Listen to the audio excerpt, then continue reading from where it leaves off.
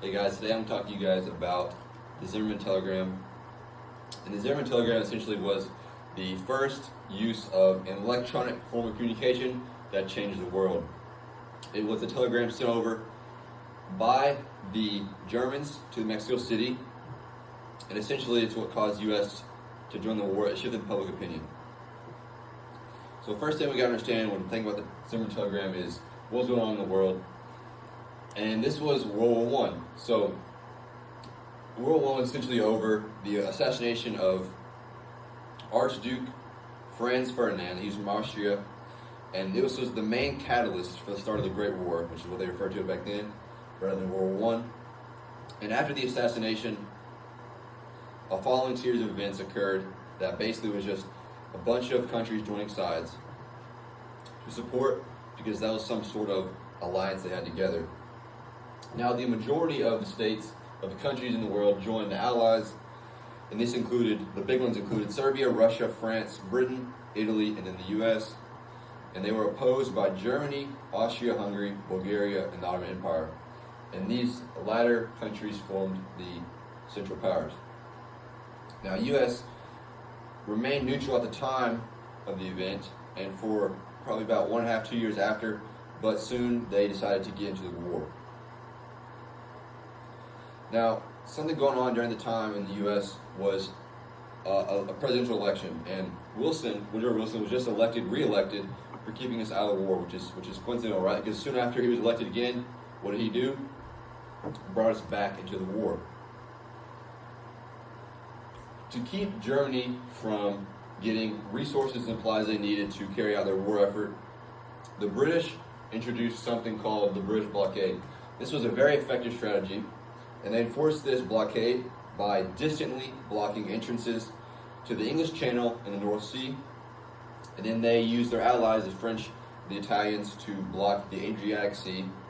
And this started out by letting all neutral vessels trade, but eventually the clasps tightened and they seized all commodities bound for the Central Powers.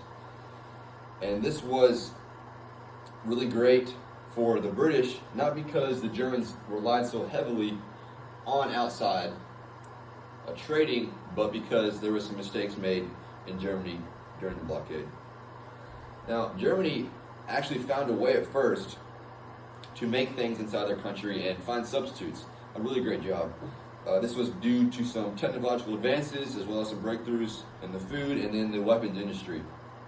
However, as you can see here, there is a baker shop, butcher shop, and it had been broken into, and there was a riot on this shop, and where they would bust in and take all the food.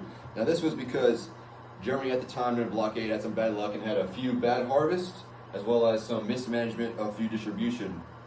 So these were pretty common at the time, and people would just go in and steal all the food that the stores would have in stock. Several weeks later, after these riots started to happen and Germany started to really begin to hurt, Germany broke its pledge to limit submarine warfare on February 1st, 1917. Now, the pledge to limit submarine warfare was because at the time there was not really a lot of not a lot of war technology to keep the U-boats, the submarines, from destroying ships and killing people.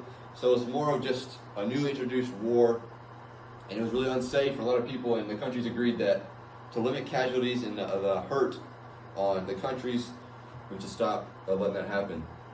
However, Germany was so in desperation that they had to break this pledge. Therefore, the U.S. dropped out of diplomatic relations with Germany. Now, when this happened, the German Foreign Minister Arthur Zimmermann sent a telegram to the German Minister of Mexico, Heinrich von Eckert, offering the U.S. territory in Mexico in return for joining the German cause. Now, here's the message, the telegram that was sent right here. It was just a piece of paper with numbers, kind of in the form of words, and the British worked really, really hard to decipher this and ended up having a key finding out all the words. And this can be really tough, which is pretty amazing how they got it. and they were able to translate it, and they kept it in their treasury for a few weeks until they decided that the U.S. was really important to this war and they needed another ally on their side.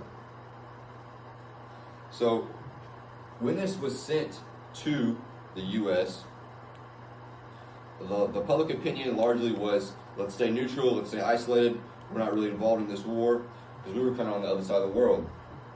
But when they learned that Mexico wanted to take back territory with the help of the Germans, this really brought an uprising and changed public opinion overall. So why was this Zimmermann telegram so important? And this is a hard question to ask because it's just one piece of paper, right? And how much can one piece of paper have effect on the outcome of the world? However, because the U.S. entered the war, both sides were tired, the Allies and the Central Powers, and this boosted morale and gave the Allies the boost to win. And this was fresh legs, new food, more resources, and this defeat actually allowed Britain and Italy to punish Germany severely for their war efforts and their war crimes. And the United States didn't actually agree with this, but the party, with these conditions of poor and bad relations, actually allowed for a party like the Nazis to form and rise up, and this is what ultimately started World War II. So this Zimmermann telegram ultimately pushed the Allies over the edge and punished Germany severely, which allowed the start for World War II.